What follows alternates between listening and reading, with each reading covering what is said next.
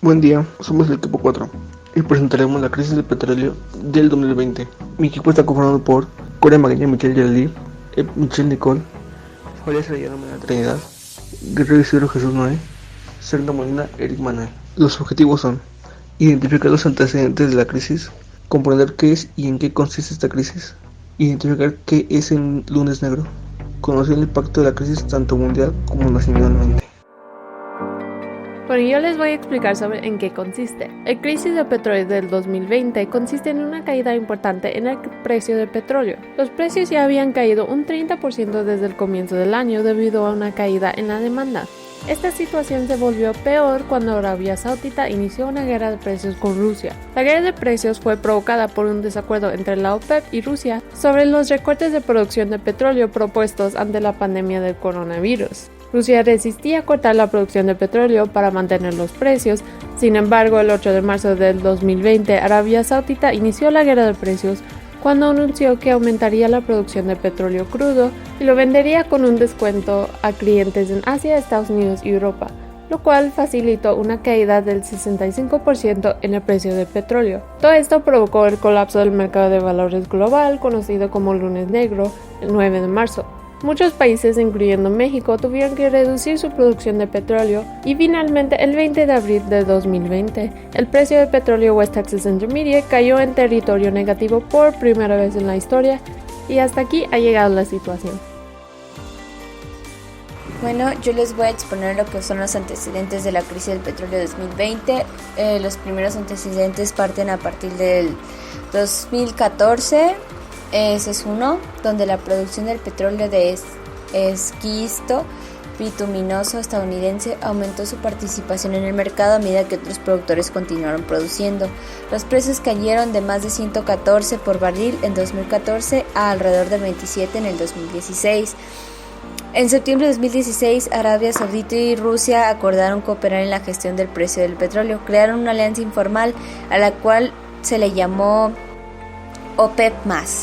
Para enero de 2020, la OPEP+ había reducido la producción del petróleo en 2.1 millones de barriles producidos diarios, con Arabia Saudita haciendo las mayores reducciones de la producción. Eso fue en enero. Ahora, el 15 de febrero de 2020, la Agencia Internacional de Energía anunció el crecimiento de la demanda, la cual caería en la tasa más baja de 2011. Como resultado de la pandemia del coronavirus 2019 y 2020, la producción de la fábrica y la demanda de transporte disminuyeron. En esto, la OPEP redujo la cantidad de barriles que se deberían producir por día. Y finalmente, la coyuntura actual ha empeorado según el factor relevante. La demanda del petróleo fue principalmente lo que más se afectó. Primeramente, el término lunes negro hace referencia a un hecho económico ocurrido en 1987 y que se refiere a la caída de los mercados mundiales. Esto debido a diferentes causas como pueden ser guerras, eventos aislados, etc. El lunes negro de 2020 fue el pasado 9 de marzo, ya que las economías mundiales cayeron. El precio del petróleo se hundió cerca de un 30%, registrada como la caída más fuerte desde 1991. Esto es debido a la falta de demanda de gasolina y al almacenamiento del crudo en los barcos. Y esto a su vez fue causado por la pandemia del coronavirus. Algunos analistas aseguran que esta pandemia es un catalizador de la debilidad y las contradicciones de la economía mundial. Y dicen además que esta enfermedad contaminó la atmósfera de los mercados. En cuanto a la economía, se puede decir que el impacto que ha tenido la caída de los precios del petróleo es sobre todo a nivel de las pérdidas de empleo, debido a que muchas empresas han quedado en bancarrota o han reducido al máximo su producción. ¿Cómo afecta la caída del petróleo a la región?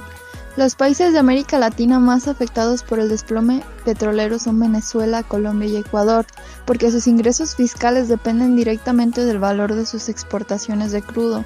En el caso de México es un golpe duro para la estatal Pemex, la petrolera más endeudada del mundo, y para los planes de inversión del gobierno de Andrés Manuel López Obrador, aunque no tendrá un efecto tan grave sobre las finanzas públicas dado que el país ha diversificado sus fuentes de ingreso.